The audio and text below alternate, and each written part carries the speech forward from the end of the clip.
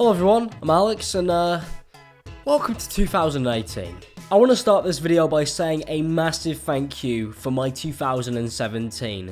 I've already sold you YouTuber merch in an overly ironic way, so I thought it wouldn't be too far out of left field to do a very generic thank you vlog. I mean, let's face it, you probably should have seen the signs after I dyed my hair multiple colours. I started this year with people who I absolutely love and ended it exactly the same in a completely different country. I've managed to visit so many places this year that I never thought I'd be able to go, let alone see in the space of such a short period of time. I've managed to travel all over the world and do events and be able to meet the people who make the wheels on this thing turn. I think one of the key parts for me this year is when I went to I-61, which was my third Insomnia that I've ever been to, and we had our own booth there, which was incredibly odd in the first place, and we met so many people that we sold out of all of these, which is too many people. I can't really put into words how that feels, which is something that a lot of YouTubers say, but I totally understand what they mean. It's not something that you ever expect, especially when a year previous I was queuing to buy merch from other people, and to be able to finally meet the people who I'd been watching for so long, who generally gave me a lot of enjoyment through the years of being on the platform. It was actually such a jarring experience for me that I basically could barely even stand in my own booth because it just felt odd. I was so used to being out on the floor at Insomnia that to be standing behind a desk seemed just really weird to me. As well as that, another one that was an incredibly jarring experience was VidCon as well. It's the largest I've ever travelled by myself, and to be able to do that at 18, to be able to go over to America and meet friends of mine who I've done so much stuff with this year, it was just an odd place because it just felt like we all belonged. It didn't feel like any of us didn't really know each other. It was just like meeting the lads, meeting your friends. And the fact that that's something that we did over making some YouTube videos is forever going to be a great experience for me. As well as that, we hit 100,000 subscribers this year, and also apparently doubled it, which is kind of funny for me because when I started YouTube, I was watching Syndicate, and at the time he had 90,000 subscribers. So for me, my ultimate end goal was to be able to kind of replicate that. Going into this year, I had like 20 to 30k subs, and the channel was doing well, and it was nice, but it wasn't something where I was certain where it was going. I still wasn't sure if I was going to be at uni right now. I wasn't sure how well it was going to go. I wasn't sure if it was even going to last at all. So I said, do you know what, it'd be cool to hit 100k, and I put that out there as a super long shot because in my mind, that's what I needed to properly go full time. I wasn't going to risk it until I hit 100,000. I wasn't going to put my life on the line to chase a dream that I've chased before and failed at many times. And we blew through it so quickly that I just went fuck it and just jumped for it. And God, am I glad that I did. We received a plaque from YouTube themselves acknowledging the fact the channel had hit 100k, which is just very, very odd for me. And then apparently we trended a bunch after I said awful things about YouTube all entire year, after they almost jeopardized this career that I jumped into, which honestly wasn't really a surprise to me. I just kind of didn't want to see the journey end so early, so to have that turnaround right at the end of the year is also just brilliant and also lucky. So thank you, YouTube, because I don't really say that enough. I moved into my first house with a bunch of my closest YouTube mates, and then moved out when my shower was never installed and a bedroom door ended up in the middle of my room. I think it was the door for the shower, but I'm honestly not really too aware at this point. I then decided to ditch grey UK and switch that out for sunny America. It's snowing outside, so it's actually colder here. I've made a mistake. I moved in with my girlfriend, I set up a podcast We managed to fully fund it because of the fact that you guys watched and supported what we did, to the point where we could actually properly set up the channels to a quality which I believe you guys actually physically deserve. Not a broken Canon camera that I was using at the beginning of the year, which I never really focused on myself. But after looking back at everything, one thing I could really truly say is that I am living a dream. I've been making videos for almost 8 years now, and I've been on YouTube since 2006.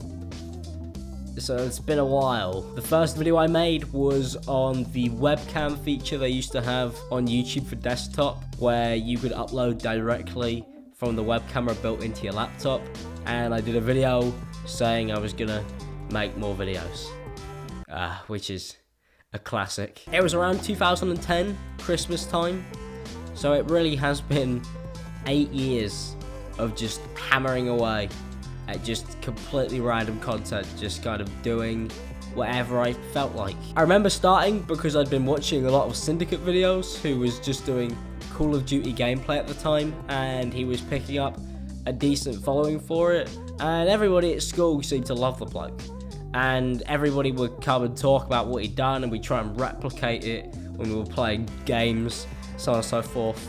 And after queuing to meet him at I-57, this year was the year I managed to sit down and have a conversation with him and a drink, which was incredibly odd. But I was so glad to be able to meet somebody who I idolised and somebody who I looked up to massively. But to meet them as somewhat of an equal, more than just a random kid who wanted to buy a shirt, was something that I will never forget. And that's one of the things that the YouTube channel has managed to bring to me. Something that you don't really dream of, because it's not really something that you believe is even attainable. Insomnia have invited me back to every single event because of the fact that they really seem to like me being there, which is pretty odd as somebody who used to be a paying customer. It's been a turnaround that I never ever really could have expected, and I suppose for context I'll go on to explain why. It wouldn't be an end of year video without some sob story, some backstory. You know, that's what YouTubers do. You know, PewDiePie, the hot dog one. I'll go into my severe mental health issues. Thinking back on it, I've achieved everything I wanted to achieve ever out of YouTube this year in 2017. I've done everything I set out to do, which kind of leaves me a bit empty, so that's gonna be weird. But going into 2017 was an odd one for me. 2016 was the roughest year, I suppose, as rough as it could get for a teenager going into further education and trying to figure out what I wanted to do for a career. I was in college, I was doing the first year, and the first few months I was killing it. I was doing great, I was really happy, I made loads of new friends. But then the main thing that I would always rush home to go and do was stream. And the Twitch channel subsequently died. And that was a part of me that I'd lost, because I'd never managed to gain any form of traction ever doing what I've been doing. And I've been doing it for 6 long years at that point. And it was a great hobby, but it's a hobby that I really wanted to see go somewhere, because one of the things that is so fun about doing this is being able to share that with people, friends, or just viewers. It didn't really matter. So when that died, it was really like a big part of me died, because I was pursuing media at college because I wanted to go on to do video creation or pursue something in YouTube. I really saw YouTube as the new wave. And to have that be lost as somebody who was like a budding person who wanted to get into the industry, who didn't want to just make films or do traditional TV, who wanted to really explore this, that really fucking sucked.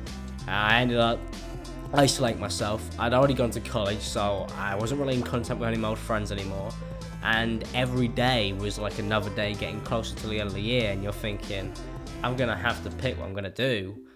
Do I even want to do this anymore? I had like a midlife crisis at 17. I ended up getting a therapist, which was probably the best thing I ever did. The therapist basically told me to take a break, cut yourself out of it, and I did. Reluctantly, I did. And my friends were great for me.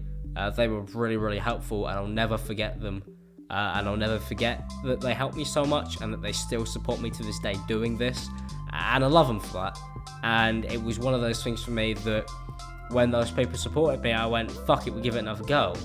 And that's when I turned on my college camera and I plugged in my £400 streaming PC. And I just jumped into doing commentary. I started saying awful things about people. I just started putting the opinions out there that I kind of got shunned for in the FIFA community, because I was pretty open with what I thought about what was going on. A lot of fake pack openings, but I always wanted to entertain, and I always liked the idea of being in front of the camera instead of being the one operating behind. So it was nice to do that and to be picked up by a bunch of YouTubers, hundreds of them at this point this year, and to have them share their stuff around. It's one of those things where it's like, it's a bit cliche, but I remember I turned on the camera in the last month before I went back to my second term of college, and I just started posting every day because it was the holidays. I had nothing else to do, and it was just a good outlet for me, and it always has been. And I always want to treat my YouTube channel as that, as an outlet, because it fucking really did a great job for me. I dropped my therapist the day I started uploading, and I never went back, and I've never really felt like I've needed to. The YouTube channel became that hole. It's something that really filled the gap that was missing and really gave me that sense of purpose, and it's why I wake up and I try and do it every single day. And even then, it was growing fast, and faster than I could ever imagine.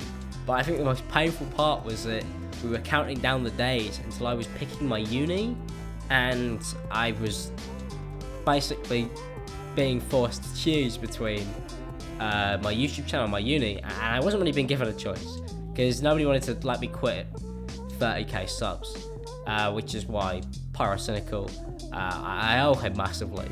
And if there's one person who I can't name in this because there's so many people, it's him, because in all fairness, he made the biggest change to my life as it is, and he hates me saying it, but I do owe him for it, and I always will appreciate what he did for me. I specifically remember my college teacher saying, hey, when you come back over the holidays, you should really decide if you want to stay here or do that. And I left, and now I went, let's do a video. And I was like, alright, okay, sure. And I came back and I went, I don't think I need to come back here again. Are you alright? I'm gonna leave now. See ya. That was a big moment for me. A big step. Because I honestly didn't know how I was gonna survive by myself. You kind of have a helping hand throughout college, even uni, in certain areas. So to just basically pull myself out of that and then move 6 hours away from where I lived was a pretty jarring experience, but one that I really feel like I learned from. And all in all, it's been a pretty huge year, not just in terms of what I've managed to do, but just in terms of growing. I've been through a fucking hell of a lot this year, and it's been a massive change from going from completely broke to be able to support your hobby and support your other hobbies outside of that and be able to see your friends. It was nice to do a charity stream as well, because I was always big on those when I was a Twitch streamer. So to be able to give something back again and give more money back than we've ever had to cancer research. In fact, it's officially over $5,000 now, just waiting for Twitch to pay me. To give that back when previously we'd only raised 500, that really kind of says how far the whole thing has come in literally a year.